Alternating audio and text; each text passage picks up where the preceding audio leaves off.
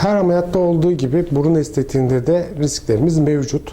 Biz bunlara komplikasyon diyoruz. Beklemediğimiz, bizim istemediğimiz, hastamızın istemediği, karşılaşmak istemediğimiz durumlar. En sık gördüğümüz durum burun ameliyatlarında olan kanamadır. Normal bir nefes yolu ameliyatında da, sinüs ameliyatında da olabileceği gibi burun estetiğinde de kanamayla karşılaşıyoruz. %1-2 civarında görüyoruz. Bu tür bir durumla karşılaşırsak işte gerekirse acil bir müdahaleyle burun içerisindeki o pıhtıları temizliyoruz. Gerekirse tampon koyabiliyoruz. Şu ana kadar olan bütün kanamada hastaneye yatmayı gerektirmeden basit tampon müdahaleleriyle bu kanamaları durdurabiliyoruz. Enfeksiyon yapışıklık nadir de olsa bir riskimiz, karşılaşabiliyoruz. Eğer bu durumla karşılaşırsak hemen medikal tedavisine başlayıp hastayı yakın takip ediyoruz.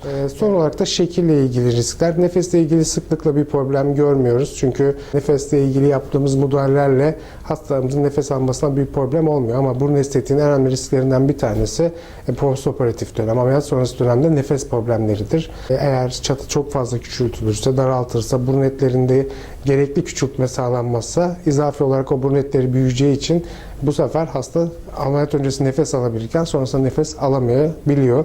Bu tür durumlarda tekrar radyo frekans dediğimiz sistemle burun etlerine basit küçültmeler yapılabiliyor. Son olarak da şekille ilgili risklerimiz. Daha önce de bahsettiğim gibi biz burunla ilgili bir çalışma yapıyoruz hastalarımıza. Birebir iletişimle neler yapacağımızı detaylı şekilde anlatıyoruz.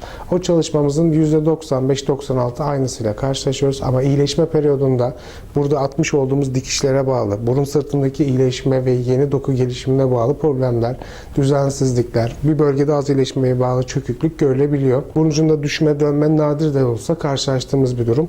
Bu tür durumlarla karşılaşırsak işte botoks, dolgu, masaj gibi bazı özel müdahaleler yapıyoruz. Bunlarla beraber bu problemlerin büyük bir kısmı çözülüyor.